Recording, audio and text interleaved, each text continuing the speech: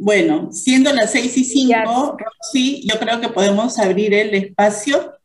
ya, perfecto. Acabo de poner el enlace al protocolo que vamos a usar. La verdad que hemos tenido grupos en el laboratorio de ideas, algunos más grandes, algunos más pequeños, y han sido riquísimos cuando tenemos un grupo íntimo. Vamos a ir empezando con ese enlace. Cualquier cosa, Nela, tú puedes copiar el enlace y meterlo de nuevo para las personas que no van a poder Sí, encontrarlo si entran después. Eh, Bienvenidos al Laboratorio de Ideas.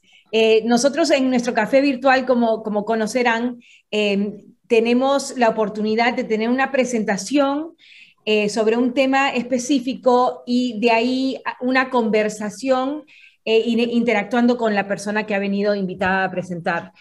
En el laboratorio de ideas también es una comunidad de práctica, una comunidad de aprendizaje para líderes educativos, pero hay una estructura, un protocolo un poco distinto que lo vamos a repasar y pueden verlo dentro de ese link o si entran al link, donde específicamente vamos a presentar un problema de práctica aterrizado. O sea, en vez de hablar del problema de una manera más macro, vamos a tener a nuestra presentadora de hoy, Janet Concepción, que va a presentar el problema, pero ya aterrizado en la vida real. Un desafío y un reto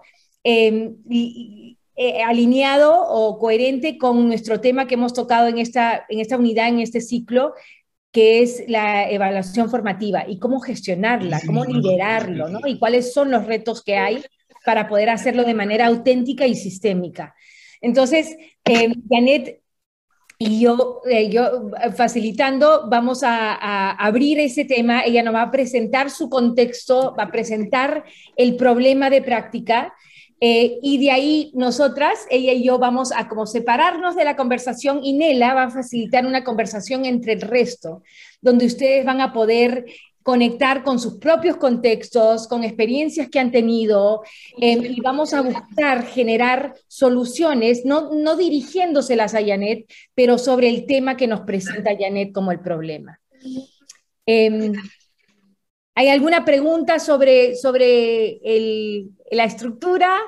Es algo que hemos encontrado súper útil después de ese tiempo donde en inglés diríamos un think tank, pero el tanque de pensamiento, la comunidad habla sobre el problema. Janet y yo regresamos a la conversación para que Janet pueda reflexionar sobre el problema, perdón, sobre las soluciones que ha escuchado y la conversación que se ha dado entre el grupo, para poder de esa manera empezar a seleccionar qué es lo que ella se lleva como su caja de herramientas para abordar el problema en su contexto después de hoy día. así es. En el ADN de Evolution Perú está esta noción de aprendizaje en comunidad, ¿no? Esta noción de que la inteligencia colectiva es rica y es potente, y por eso es que estamos todos en este espacio, y por eso es que cada uno de los masters son ustedes. Janet nos va a presentar no solamente el problema de práctica, sino también nos lo va a contextualizar, nos va a contar cuál es su contexto, y de qué forma se ha ido llevando en su contexto, y luego nosotros vamos a poder conversar y aportar desde nuestra experiencia también, ¿no? Desde nuestro contexto y desde nuestra experiencia, para salir todos enriquecidos. Entonces, Perfecto. habiendo dicho eso, bienvenida Tita, que se acaba de incorporar al grupo. Hola, hola, ¿qué tal? ¿Cómo están? Y yo creo que podemos comenzar. Los primeros minutos se los vamos a ceder a Janet para que ella nos presente el problema de práctica y nos lo contextualice. Janet, no sé si ya eres co-host para que puedas compartir tu presentación. Ya, voy a hacer eso mismo ahorita. Perfecto. Ahora vamos a dar 5 minutos para que Janet pueda presentar el problema de práctica y ustedes van a poder interactuar con ella, que es la parte que no dije después, para aclarar sobre el problema que ella nos trae al grupo, al laboratorio. Janet, bienvenida. ¿Cómo estás, Roxana? Muy buenos días, buenas tardes. Estamos aquí en Lima, Perú, en la tarde. Nela también, buenas tardes, ¿no? Y a todos los presentes. Realmente es una alegría, ¿no? Formar parte de esta comunidad que día a día, ¿no? En cada una de las reuniones vamos aprendiendo grandes cosas, ¿no? Que los vamos aplicando en la realidad de nuestras escuelas. De verdad, muchísimas gracias. También darme la oportunidad de poder comentarles parte de mi problemática con respecto a la evaluación formativa que se ha ido implementando en la escuela. Y sé que aquí mis colegas, ¿no? Unos másters en el tema me van a ayudar ir concretando, ¿no? Algunas ideas. Muchísimas gracias. Bueno, les comento. En mi escuela es una escuela que tiene 5 años de antigüedad, solo tiene el nivel de secundaria y aproximadamente es un equipo de docentes joven. El 60% son menos de 35 años, ¿no? Tengo maestros de 25, 27, 28 años, ¿no? Y un 40%, ¿no? Es mayor de 35 años. Si hablamos del género, ¿no? La mayoría son mujeres, ¿no? Aunque tenemos, ¿no? Más del 30% también de varones. Y nuestro propósito como escuela, ¿no? Que realmente nos empuja, nos motiva, ¿no? a toda la comunidad, es inspirar y formar a nuestros estudiantes para que transformen el mundo. Y nosotros concebimos este propósito de cómo formar a nuestros estudiantes para que transformen el mundo. Si van a ser transformadores, pues tienen que ser líderes, ¿no? Tienen que tener autonomía y tienen que ser buenos ciudadanos, ¿no? Con valores bien sedimentados, firmes, ¿no? A nivel de la ética y la moral. Y también tengan aprendizajes profundos de las diversas áreas curriculares. Entonces, estas son nuestras características generales de la escuela.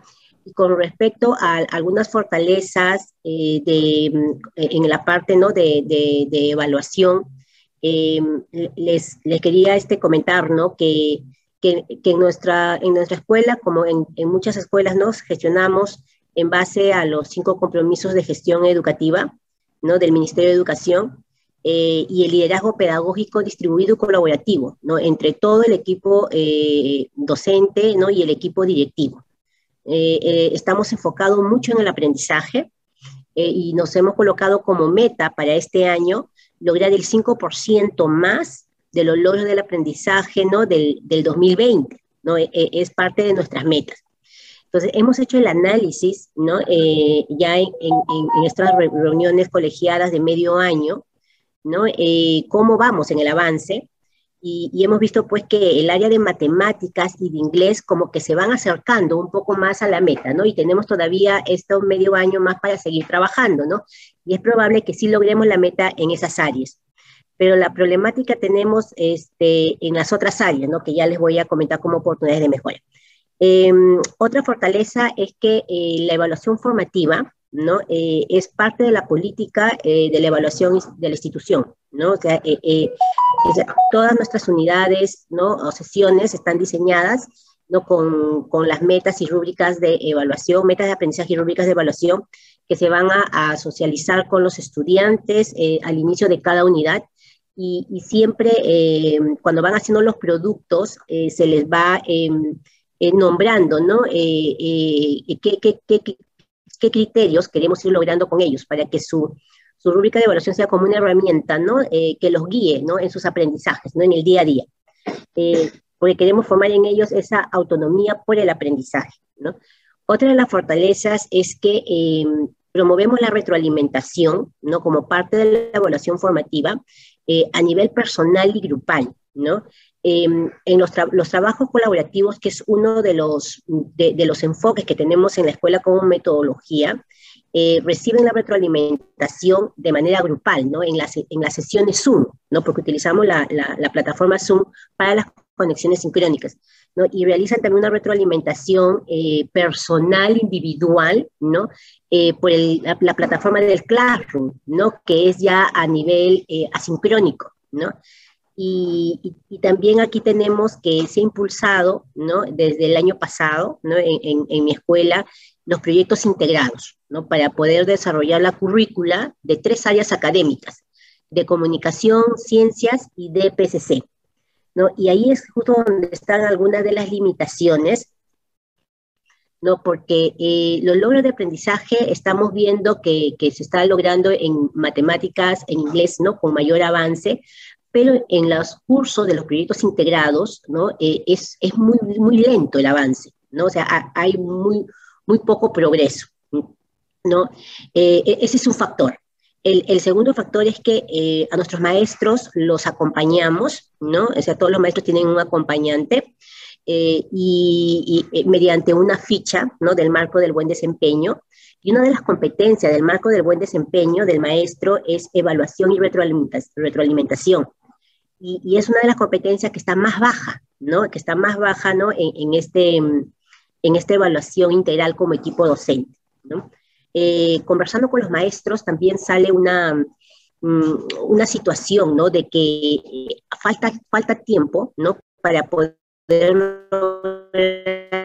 la retroalimentación individual, ¿no? Para cada estudiante, ¿no? Entonces, ahí hay una limitación. Entonces, ya, ¿no? En esta oportunidad al laboratorio de ideas es cómo lograr que mi equipo docente, ¿no? Pueda realizar la retroalimentación personalizada al 100% de los estudiantes, sabiendo que es la ruta o es la forma, ¿no? En la cual podemos acompañar el aprendizaje de cada uno de ellos, ¿no? Y segundo, cómo insertar, ¿no? Una evaluación formativa en una propuesta de proyectos integrados, ¿no? ¿Cómo debería ser esa organización, ¿no? De los maestros de estas 3 áreas curriculares para poder liderar bien los proyectos, ¿no? Y pueda ser evaluado, ¿no? Efectivamente, ¿no? Logrando el aprendizaje, ¿no? De todas las competencias, ¿no? De las áreas. Bueno, creo que logré los tiempos. Fenomenal, sí. Gracias, los tiempos, creo que has dado un contexto comprensivo y bastante profundo, has podido marcar el reto. Igualito vamos a abrir el espacio para el resto, poder hacer preguntas de clarificación. Ahora, lo que queremos distinguir acá, porque es donde creo que nos cuesta tanto como educadores que queremos meternos en lo que es soluciones, la primera fase de preguntas no son para profundizar lo que se ha dicho, sino para aclarar algo que les queda como en duda sobre lo que ha explicado Janet. Entonces, con eso me quedo callada y voy a preguntarles que por favor activen, somos un grupo pequeño, pueden activar su micrófono para hacer las preguntas. Yo tengo un par de preguntas. Jorge, por favor. Bueno, en primer lugar, muchas gracias, Janet. Muy interesante lo que nos has propuesto. Hay avances interesantes, cosas para imitar, pero tengo 2 preguntas aclaratorias, justamente. Una primera, ¿cómo definen el 5% más? O sea, ¿qué significa 5% más? ¿Respecto a qué? ¿Qué es el 100%? ¿Cómo es cada ese 1%? Y la segunda pregunta es ¿por qué esas áreas han decidido que sean integradas y las otras no? ¿Cuáles son los criterios para decir que unas sí y otras no? Gracias, Jorge. Gracias, Jorge, por las preguntas. Gracias. Nosotros determinamos el 5% más de los logros del nivel logrado del año anterior. Si el año anterior tuvimos el 70%, ¿no? De logrado en matemáticas, para este año el reto nos colocamos 75%, ¿no? Y así en cada área curricular, ¿no? Es como una medición que queremos hacer para ir avanzando año a año. Ahora, con respecto a las áreas integradas, sí, se decidió empezar, todo empezó como un piloto, ¿no? El poder articular las 3 áreas teniendo como área rectora o articuladora al área de comunicación, ¿no? Y ciencias, ¿no? Y DPCC, ¿no? Que es ciencias sociales, se podría articular, ¿no? Con comunicación, y en este contexto de pandemia, ¿no? Fue bastante rico en la propuesta para poder avanzar, ¿no? Con todos los conocimientos o las competencias que queríamos desarrollar en los estudiantes, ¿no? Entonces, el primer año fue súper retador, ¿no? Porque los maestros también tenían que aprender una nueva forma de organizarse, ¿no? El tener que conversar, ¿no? Y cómo llevar a la práctica, ¿no? Toda una unidad articulada. Y este año pues se ve que ha habido, ¿no? un mayor entendimiento y hay un mejor avance, ¿no? Y esto también se ve con los resultados con los padres de familia, ¿no? Ellos también ven a sus hijos que aprenden mejor, que contextualizan mejor los temas, ¿no? Y hay buenos proyectos, ¿no? En cada unidad, son 2 unidades por cada bimestre, ¿no? Que se hacen 2 proyectos diferentes, ¿no? Y esto genera aprendizaje en los chicos y genera satisfacción en los padres, ¿no? Entonces eso es lo que hemos podido ver. Gracias.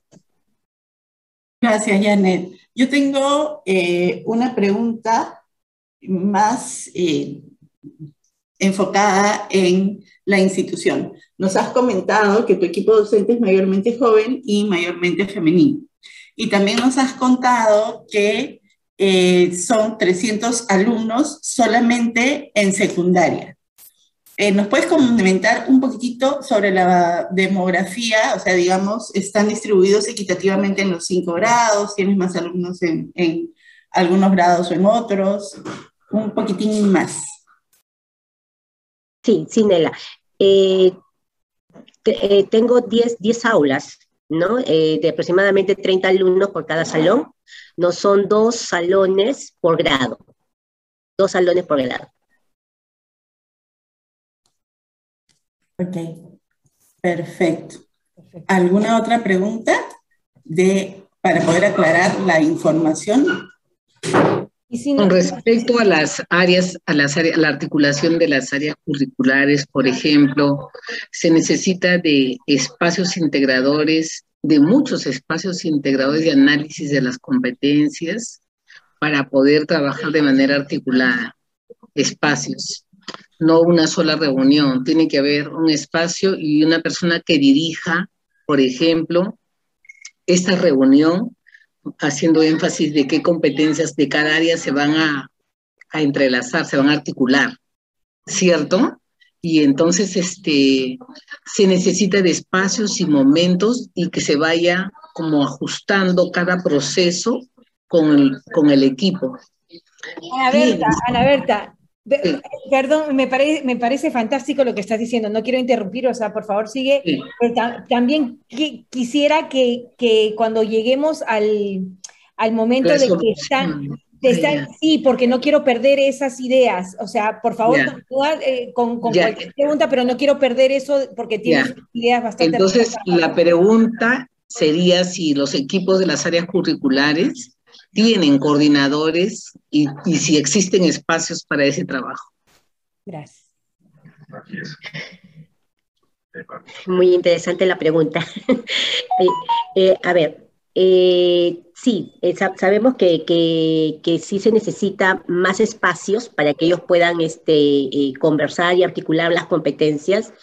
Y ahí está un poco también la dificultad, ¿no? Que desde el equipo directivo podemos generar esos espacios, pero también el tiempo y el cansancio de los maestros, ¿no? Es otro de los factores, ¿no? Y entonces tratamos de limitar, ¿no? Limitar los espacios y que sean totalmente productivos, ¿no? Para que ellos también no se sientan sobrecargados con la cantidad de reuniones que sí necesita, ¿no? Este tipo de trabajo, ¿no? O de metodología. Bueno, en estas reuniones les puede acompañar un coach, ¿no? de esas áreas, ¿no? Para que les ayude, ¿no? en la articulación, ¿no? Y también está presente, ¿no? La coordinadora académica con ellos, ¿no? Entonces, pero sí, es un espacio que todavía se tiene que seguir trabajando. Sí. Gracias, Anita.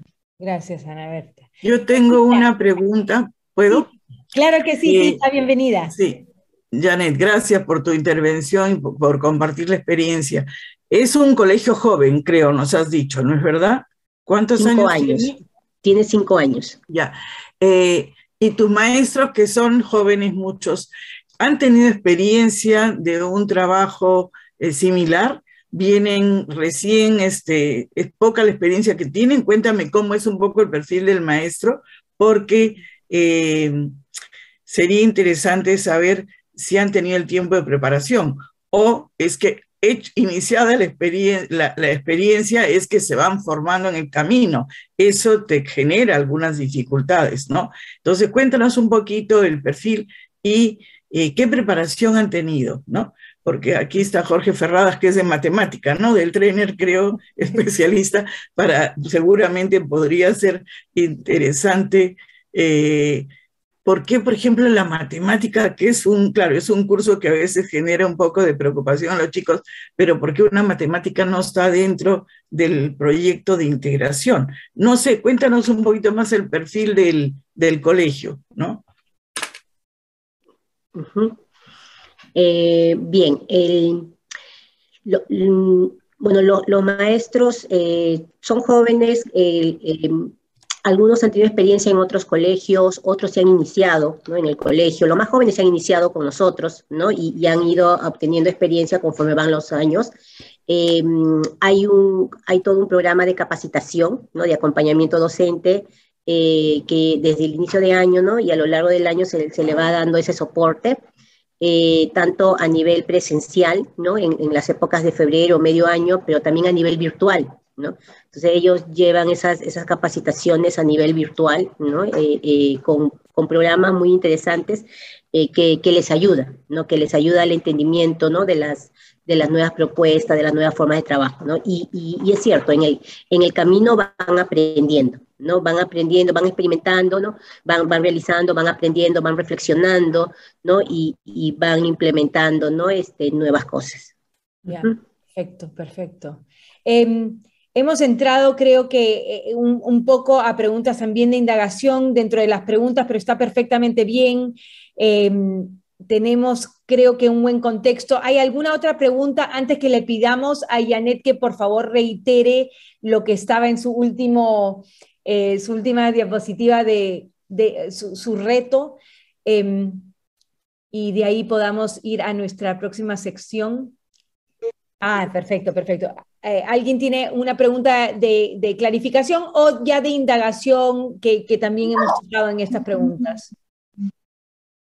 No sé si...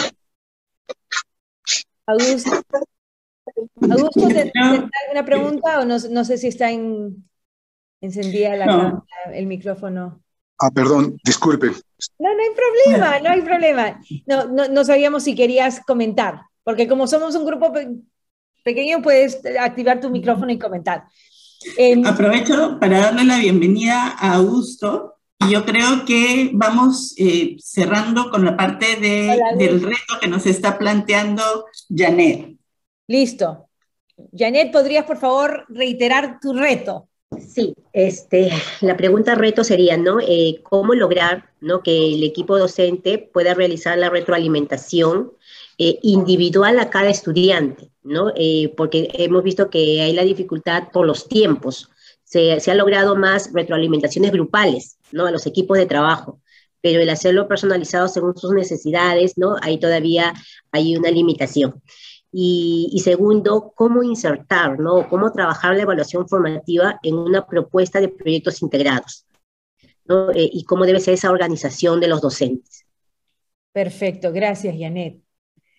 Creo que con eso vamos a, Janet y yo, empezar a tomar nota, escuchar con muchas ganas al grupo. Les pedimos que no dirijan soluciones hacia Janet, eso se va a dar. Confiemos en el proceso y dialoguen entre ustedes. Nela va a facilitar esta conversación analizando lo que se ha comentado, hablando de sus propias experiencias y de estrategias que podrían ser útiles para Janet.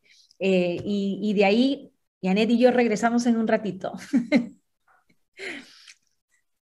Perfecto. Entonces, ahora sí nos toca a nosotros discutir un poco estos dos retos que nos ha planteado Janet. Hemos conversado a lo largo de los cafés virtuales en esta última etapa sobre, digamos, los retos que nos plantea y cómo los abordamos, el hecho de trabajar en la virtualidad en este momento. Y como conversamos en nuestro último café con Anita, la virtualidad también nos ha traído muchas cosas positivas, ¿no? Y nos ha abierto muchas puertas. Entonces ahora enfoquémonos en cómo logramos la retroalimentación personalizada al 100% de los alumnos. En primer lugar, es una meta que se puede lograr. Hablando del 100%, es todos y cada uno de los alumnos que reciban una retroalimentación personalizada. ¿Cuál es la opinión de ustedes y cuál es su experiencia en sus escuelas? ¿Alguien quiere comenzar? Sí, me gustaría comenzar este análisis, ¿no? Este reto tan inmenso, ¿no? Pero que sí es posible, ¿no? Si es que pues todos tuvieran la conectividad, se tuviera una plataforma educativa virtual, ¿no? Y donde puedan las estudiantes subir sus actividades y las tareas que se van generando en el transcurso de los diferentes semanas. Yo creo que el profesor sí podría, no a la semana o a la quincena, pero sí por lo menos al mes, retroalimentar en forma permanente al estudiante. Pero estamos en una situación y un contexto muy difícil, ¿no? Donde las estudiantes no tienen conectividad, no tienen un aparato tecnológico en las cuales les permita una comunicación constante. Eso reduce las posibilidades inmediatas, ¿no? Lo que hacemos nosotros con las maestras es hacer grupos, como lo he escuchado, ¿no?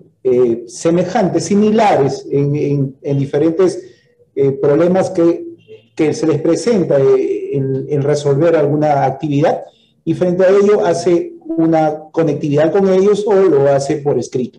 Es la forma que se está trabajando por esta situación del contexto en la cual estamos viviendo, con la situación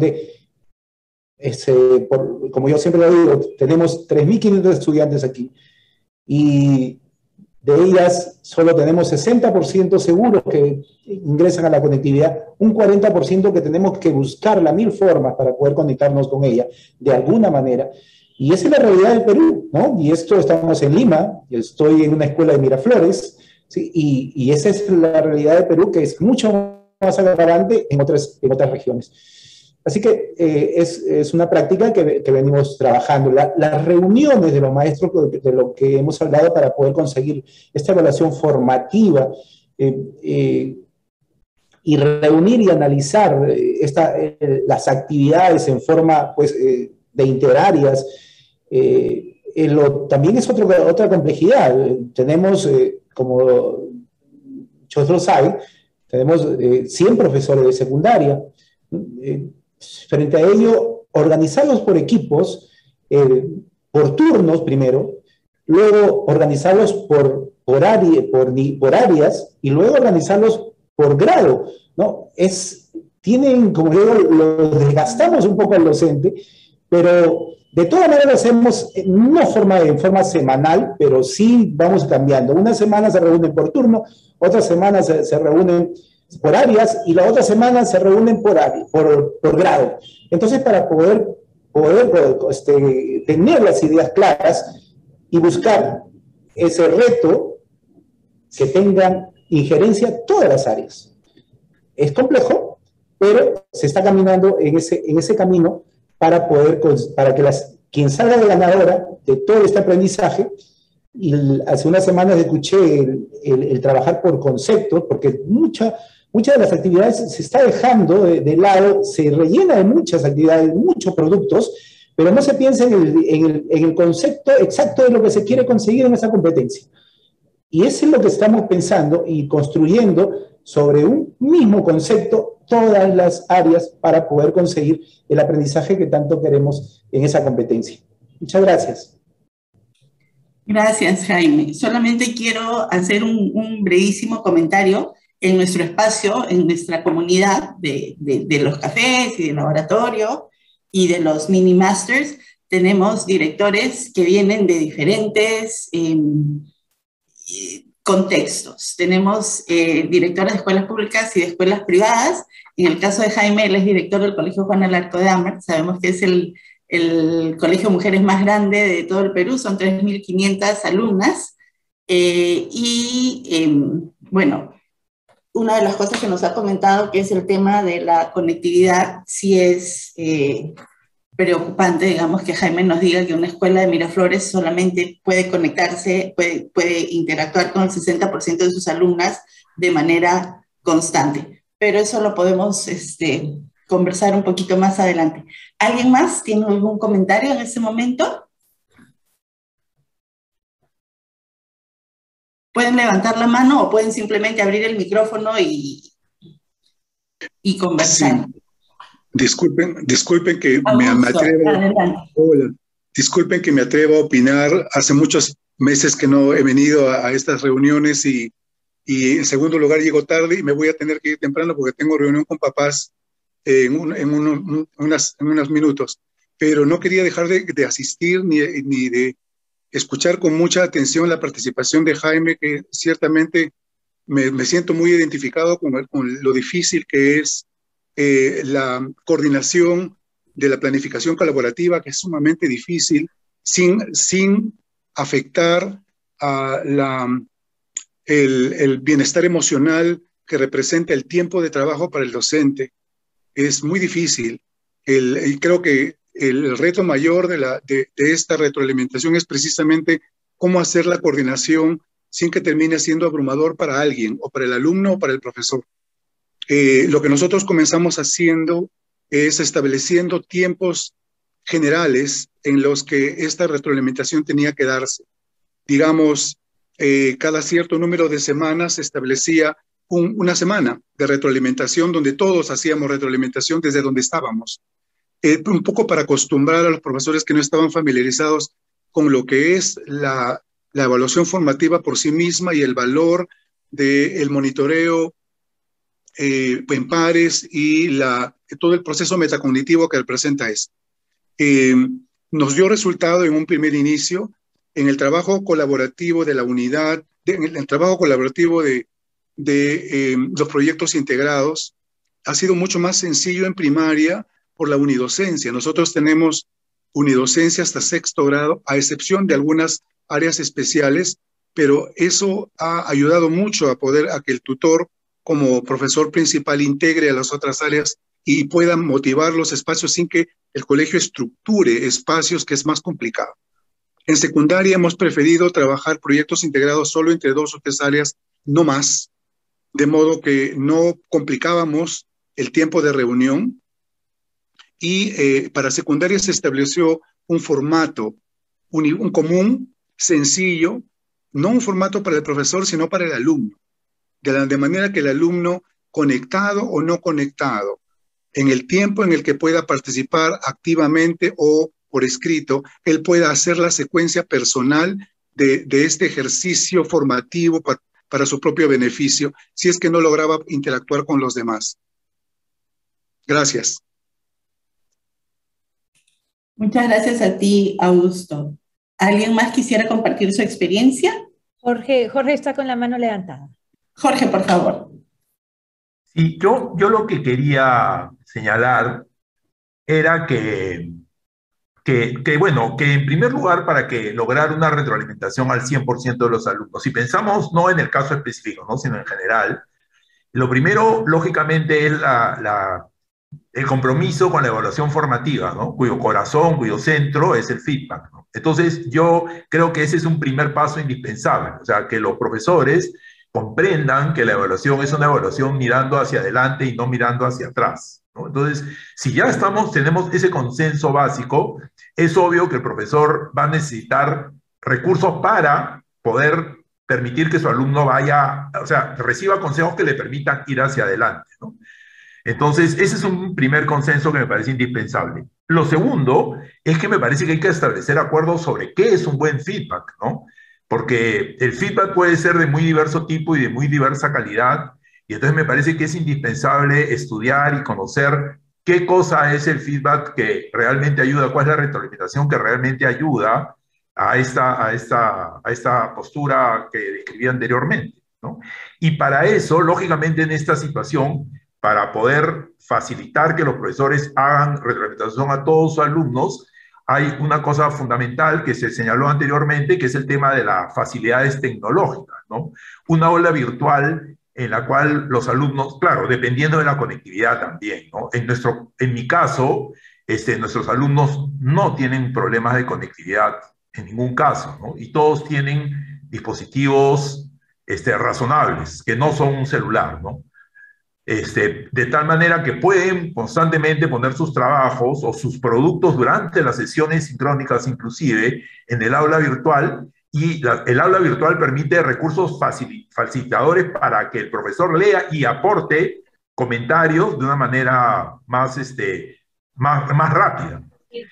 Otro aspecto, por último, que yo siempre consideraría es cuál es la carga docente, ¿no? Porque si yo le tengo que dar retroalimentación a 300 alumnos, es muy diferente que si le tengo que dar retroalimentación a 10 alumnos. Entonces, ese es un último factor que hay que tener en cuenta para lograr una meta de 100% de retroalimentación. Lo último, es que yo creo que no hay que pensar, cuando pensamos en retroalimentación al 100%, no hay que pensar en 100% el 100% del tiempo.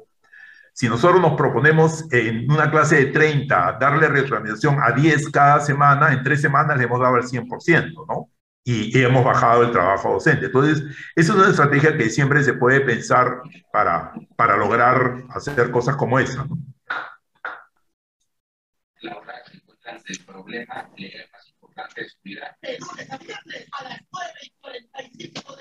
Yo no estoy escuchando. Nada, Nela.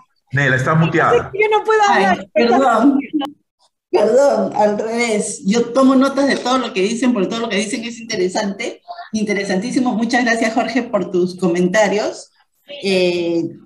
Pienso de que nos son a todos muy útiles. ¿Alguien más que quiera compartir con nosotros sobre el tema del 100% de retroalimentación? ¿O podemos pasar ya al segundo reto?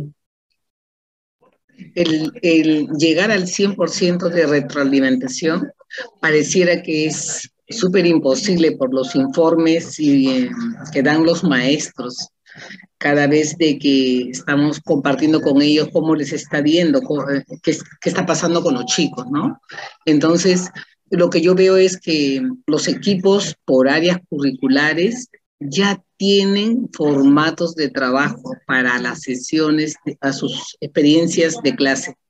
Entonces, lo que hacen ellos es generar instrumentos de evaluación o instrumentos para hacer la retroalimentación, los formatos, y entonces la evidencia sufre todo un proceso de 1 mes para presentar, y tiene que ser una buena evidencia para retroalimentar. En eso está el sentido de la retroalimentación. Entonces se elaboran formatos específicos para hacer seguimiento y se dan cuenta quiénes son los estudiantes que necesitan mayor acercamiento, mayor acompañamiento. Entonces no todos necesitan en ese porcentaje grande.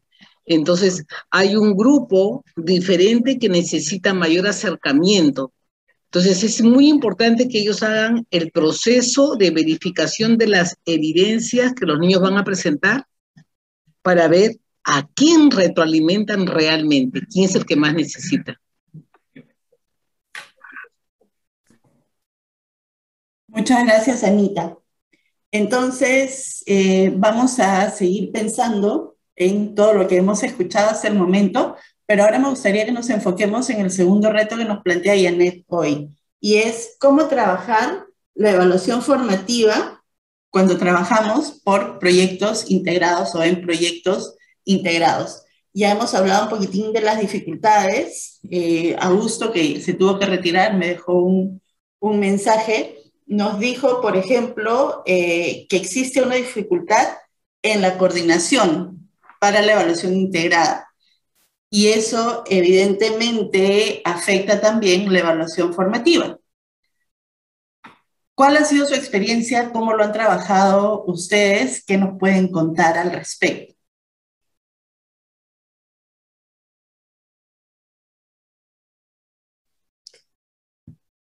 Y algunas cosas que ya se han comentado, obviamente ya se integran, ¿no? O sea, cuando viene al propósito, a la mirada y el cambio de paradigmático, yo sé que no puedo hablar, ok.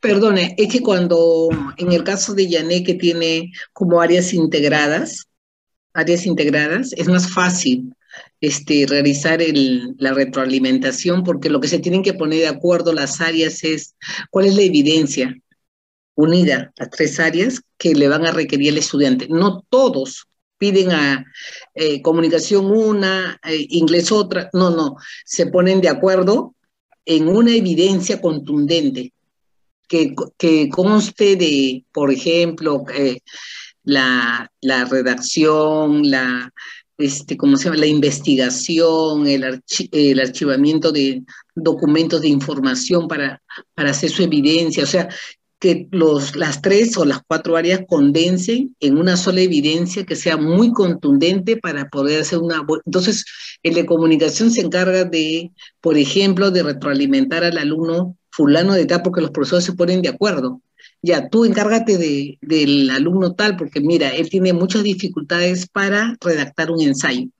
¿Te das cuenta? Entonces, cuando se trabaja en equipo, es más fácil retroalimentar al 100%.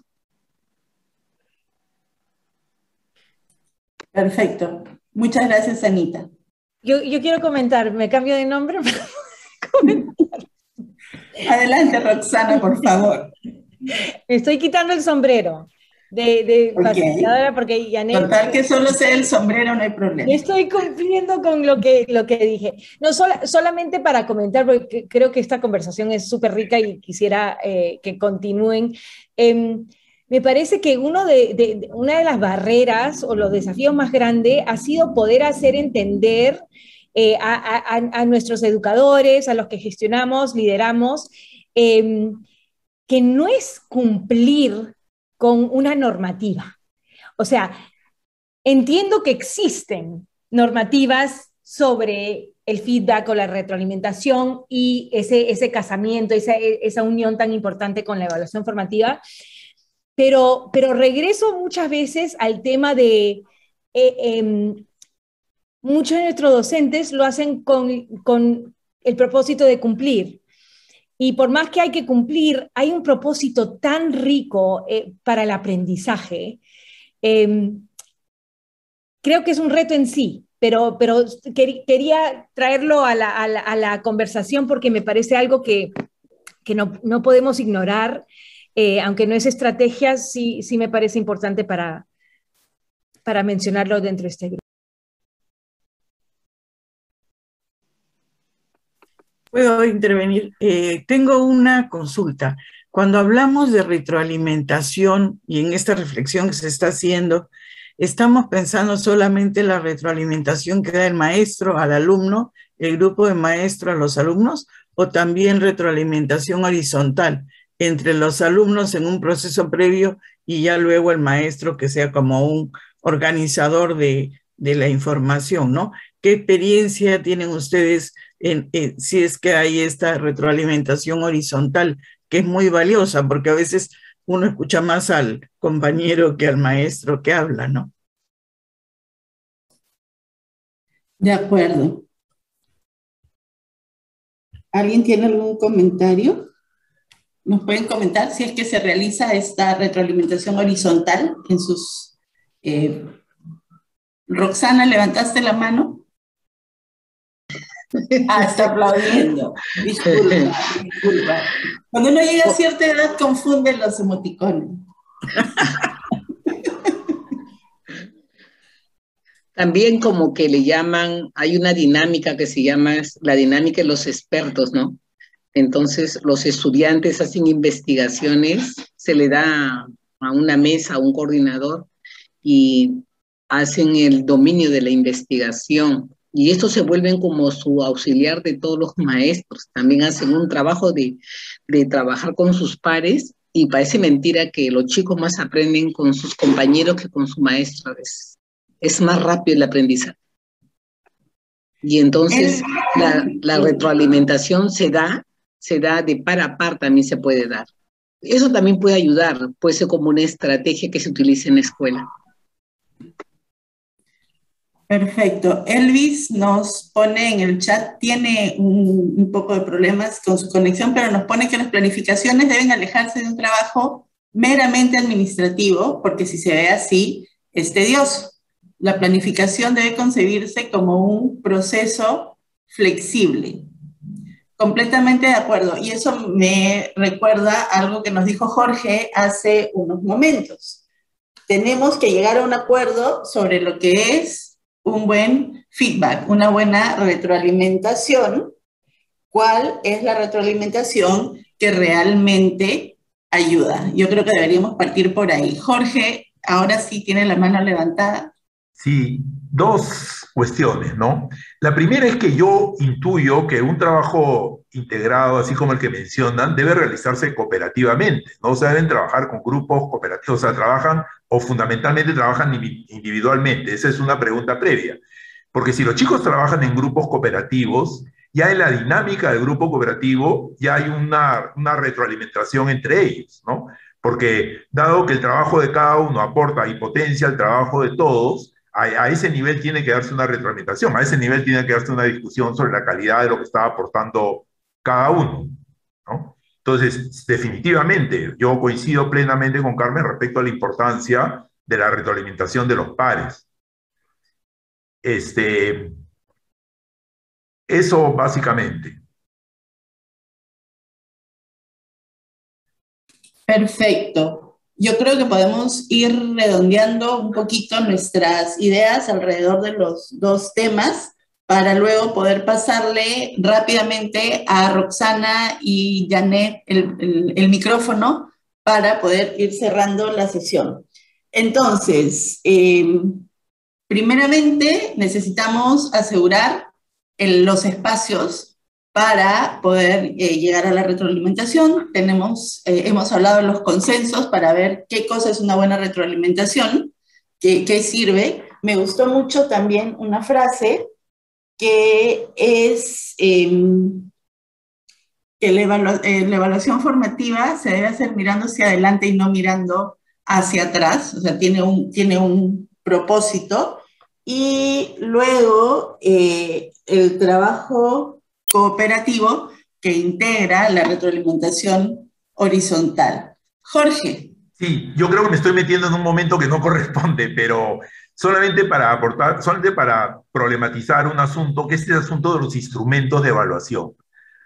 Yo sé que en el currículo, en la parte final, en la parte de la evaluación, habla mucho de los instrumentos, de generar instrumentos de evaluación, pero en la resolución viceministerial sobre evaluación, que ya no me acuerdo qué número fue, si ustedes ven, dice que es un instrumento de desarrollo curricular, ya le baja de manera importante el tono a eso, y más bien lo que pretende es ver evidencias durante el proceso.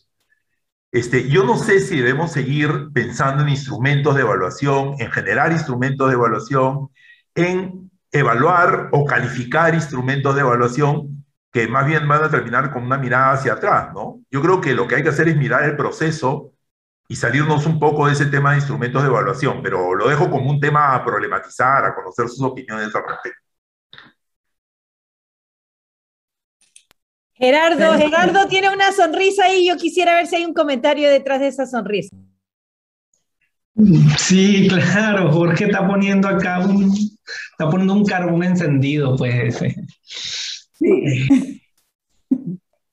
Si le quito el instrumento de evaluación al maestro, lo dejo en el vacío. Yo creo en esto que está planteando Jorge. Yo creo que hay que mirar más al proceso y a la persona pero los instrumentos siempre son referentes, ¿eh? El asunto es que no los hemos entendido como referentes, sino como la palabra de Dios, ¿no?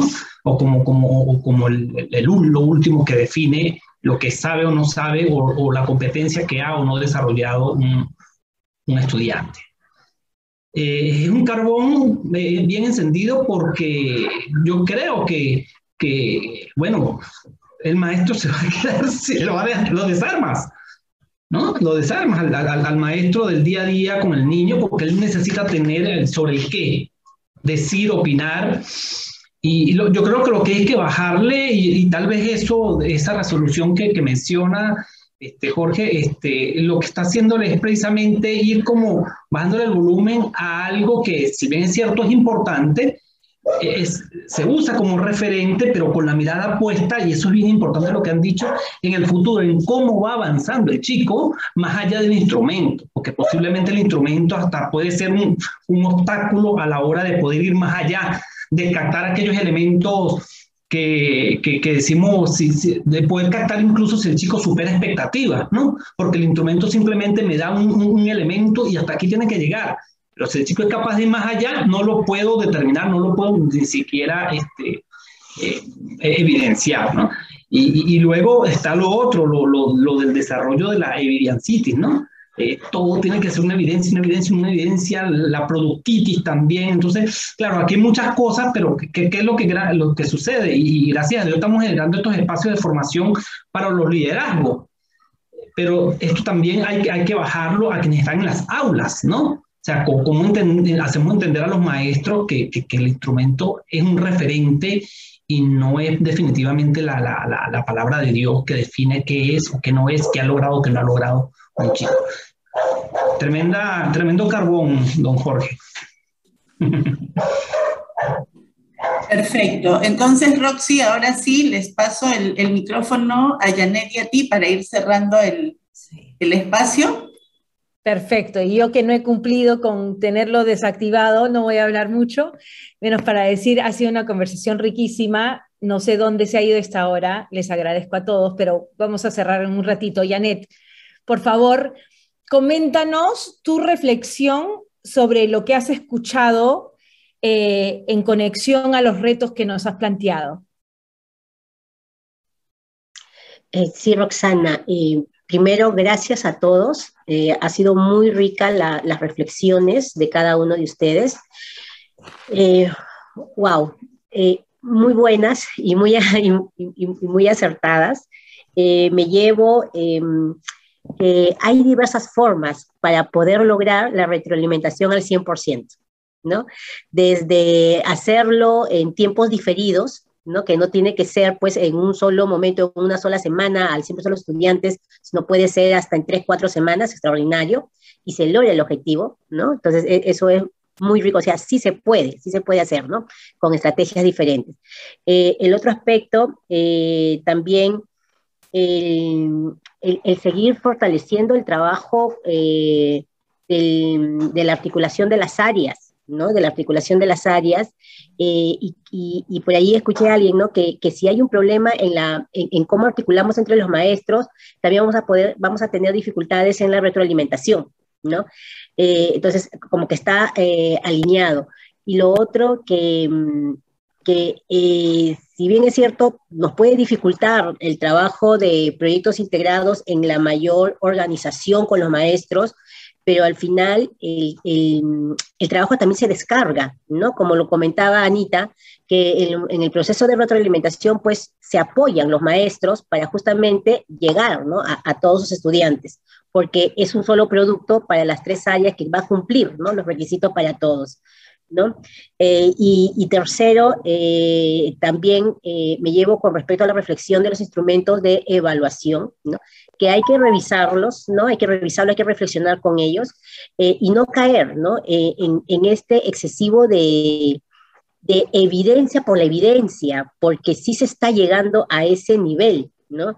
Y lo escuché ahora, Gerardo, me causó gracia, evidenciatitis, ¿no? Como ya una enfermedad aguda, y ya lo iba también escuchando de mis maestros, ¿no? Entonces también, ¿cuáles van a ser las evidencias que realmente necesitamos, ¿no? Y que son las que nos va a permitir ver realmente el logro de aprendizaje de los chicos.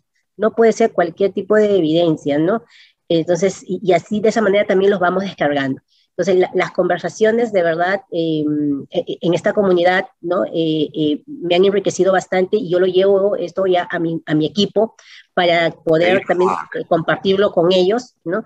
Y seguir avanzando, ¿no? Porque sabemos que los que estamos en educación amamos la educación, amamos a los chicos, ¿no?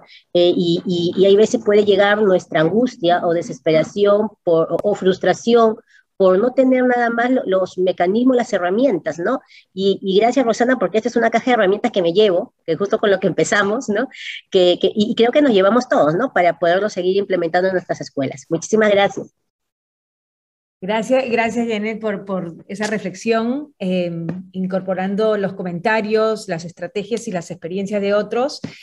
Y justamente creo que es un punto importante que no hemos tocado, y eso es que la riqueza de esto es que el problema de práctica que presentas es un problema que entendemos muchos acá que estamos en el grupo, ¿no? Entonces esperemos que nos enriquece a todos. Yo sé que yo aprendo cada vez que escucho de nuestros colegas, de los líderes que están haciendo el trabajo, aterrizando soluciones a los desafíos tan grandes que encontramos, no solo en nuestro país, pero en otros, ya que tenemos representación fuera del país también.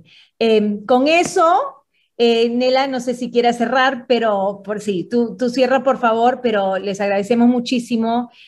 Siempre, cada vez nos confirma que no importa el tamaño de nuestro grupo, es la riqueza y la calidad de la discusión y del diálogo que traen cada uno de ustedes, y les agradecemos por su participación. Nela. Gracias, Roxana, gracias, Janet, gracias a todos ustedes por participar. Una de las cosas que nos queda clarísimo es que no puede haber trabajo por proyectos integrados, no puede haber una buena retroalimentación si es que no trabajamos en equipo. Y como líderes educativos, como líderes de instituciones, el trabajo que hay que realizar es ese, el de construir equipos realmente efectivos y realmente eficientes. Y les puedo decir con gusto que dentro de 2 semanas vamos a tener un mini masters alrededor de ese tema, ¿no? Liderar equipos eficientes, efectivos y de alto rendimiento para poder lograr nuestros objetivos educativos. Entonces, desde ahora los invito para dentro de 2 semanas, el día 27, el viernes 27 de agosto, misma hora, 6 de la tarde, para este mini master sobre liderar equipos de alto rendimiento. Otra vez, un abrazo grande a todos ustedes. Muchísimas gracias por compartir con nosotros su viernes. Que tengan un fin de semana reparador y nos encontramos nuevamente en 2 semanas. Gracias a todos. Gracias a todos. Gracias. Buen gracias, fin de semana. Janet. Gracias Chao. a todos. Gracias, adiós. Gracias. Gracias, Jorge. Chao, Gerardo. Chao con todos. Gracias. Chao. Anita, Jorge. Cuídense. Gerardo, Jaime, María Alejandra y Elvi. Gracias a todos.